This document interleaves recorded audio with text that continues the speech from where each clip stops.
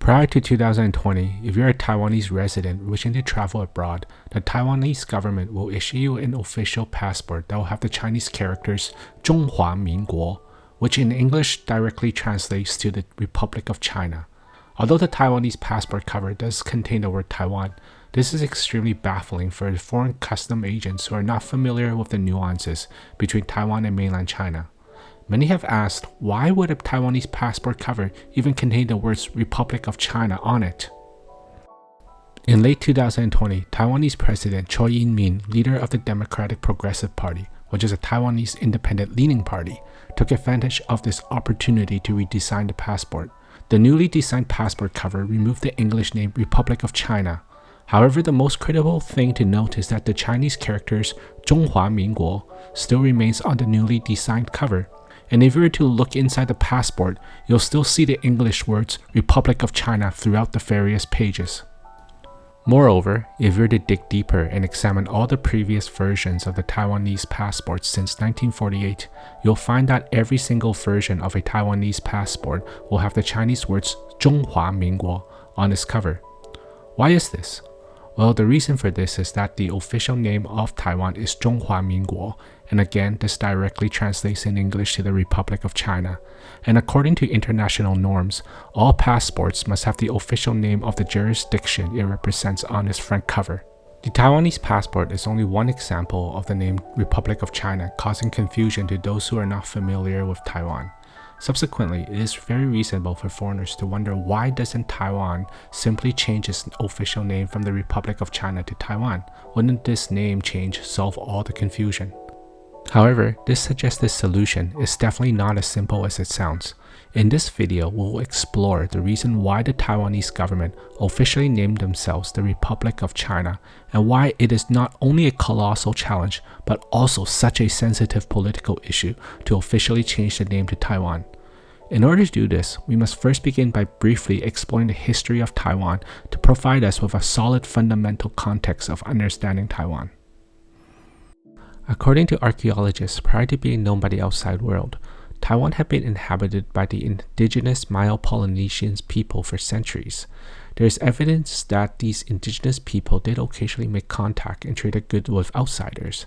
However, the various dynasties that ruled ancient China rarely visited the island and knew very little about this region despite the island being located just 180 kilometers off of China's southern eastern coast. It wasn't until 1544 when the first European explorers made contact with the island. When Portuguese sailors explored this region and landed on the island, they named the island Formosa, which translated to as the beautiful island in English. The name Formosa was still commonly used by Westerners to describe the island well after the Second World War. In 1624, the Dutch East Indian Company arrived from the Netherlands and colonized a small region off of Taiwan's southern west coast, which is now called the city of Tainan. The Dutch called this region Taiwan, a Dutch name which gradually evolved into the Mandarin term Taiwan, and this name was eventually used to describe all of the island. The Dutch East Indian Company began establishing other colonial bases in Taiwan as soon as they realized that trading commodities such as silk, sugar, rice, porcelain, and pepper were highly profitable. The Dutch would have preferred to stay in Taiwan longer. However, in 1644, they were overthrown by a Chinese military leader, Zhang Chenggong, or more commonly known as Guo Xinga. Guo Xinga was a firm supporter of the Chinese Ming dynasty.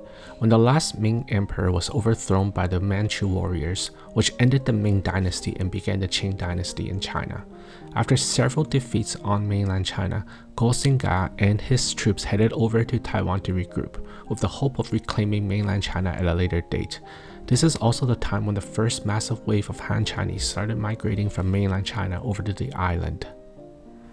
After the death of Guo Xinga, his son and successor, Zhenjing, in 1661 named the island the Kingdom of Tengning, which is also commonly known as Guo Xinga Dynasty or the Zhang Dynasty. The kingdom ruled the island for 22 years until 1683 when the Qing Dynasty from China annexed the island and incorporated it with the mainland as a province of China. The Qing dynasty ruled Taiwan for over 200 years despite having to battle various European explorers as well as rebellions by the indigenous people at various times during its reign. In 1895, the Qing government had to cede the island to Japan after they lost the First Sino-Japanese War.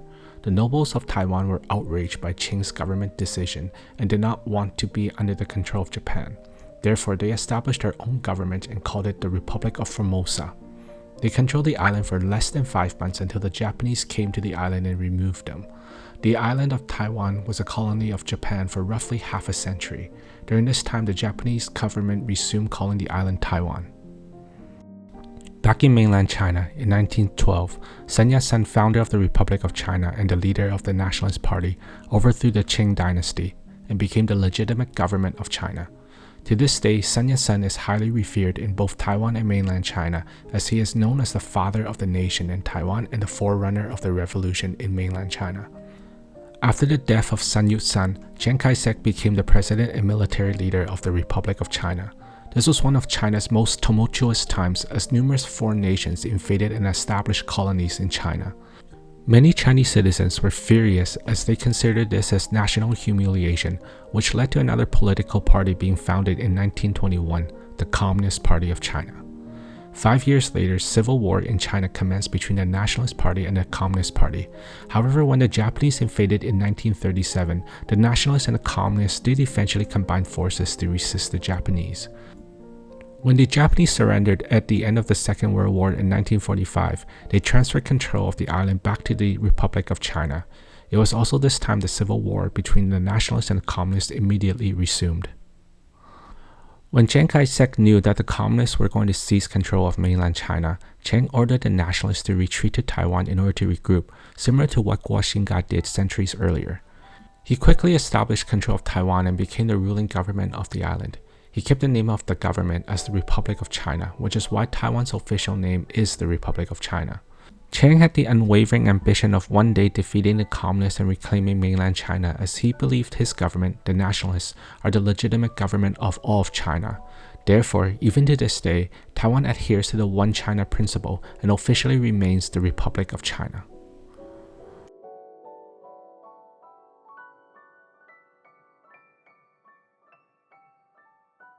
Given the nationalist migration from mainland China to Taiwan, it is understandable that Taiwan is officially called the Republic of China. However, a question that often arises from the West is how likely would it be for Taiwan to officially change its name from the Republic of China to Taiwan? Let's explore this in further detail by considering 3 key factors. Number 1. The Constitution of the Republic of China.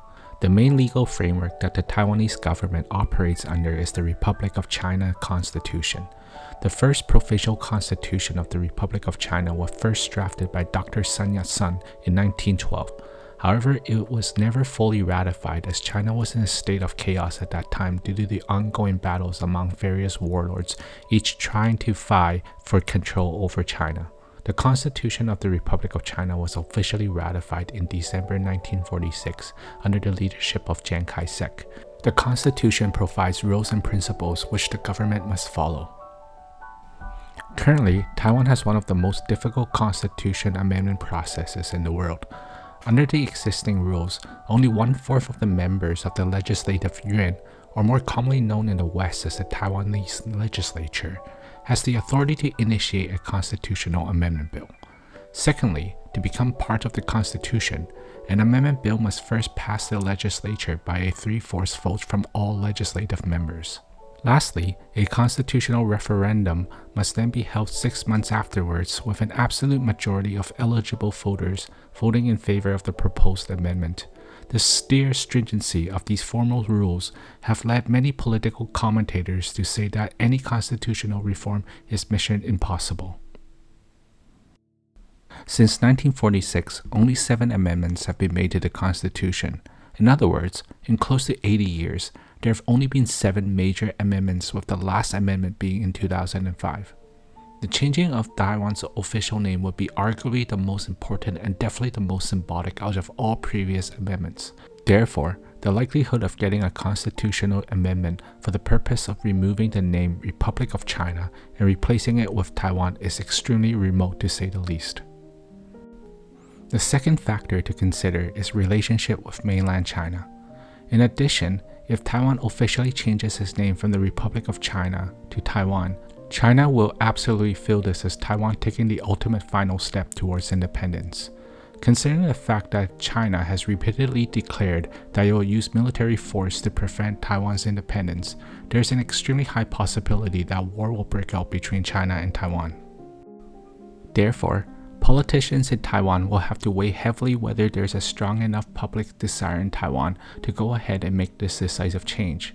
Given the delicate nature of this issue, it is very unlikely even a Taiwanese president and her party members could alone initiate this constitutional amendment proposal themselves.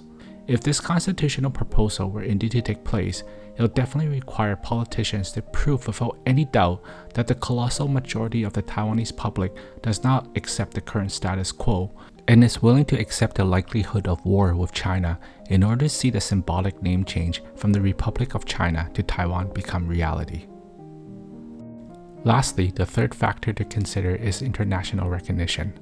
Although a country may change its name to whatever it desires, however, it cannot force other countries or other international bodies to accept its name. A prime example will be the International Olympic Committee, the IOC in short.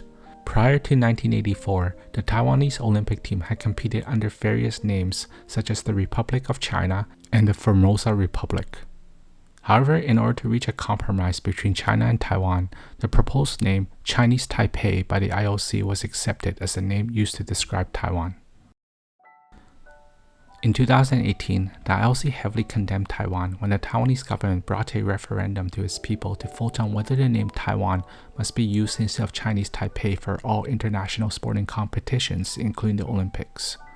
The IOC was outraged at the Taiwanese government as they did not want to be mixed in a political firestorm with China. Therefore, the IOC even threatened Taiwan that they will lose the right to compete at the Olympics if Taiwan passes the referendum. After Taiwan went through with the vote, to the surprise of many, the result of the referendum was a 55% to a 45% not in favor. Henceforth, the threat of the IOC banning Taiwan's Olympic participation became a moot point. From this example, one can clearly see that it's not always easy to obtain international buy-in. If it was this hard to get international buy-in from the IOC, one can only imagine how difficult it would be to get buy-in from other international bodies such as the United Nations, where Taiwan isn't even a member. All in all, considering all the factors discussed, it appears that Taiwan's current official name, the Republic of China, will remain as the status quo and won't be officially changing to Taiwan for the foreseeable future. If you have found this video interesting, please consider helping out the channel by liking and subscribing. Thank you so much and have a wonderful day.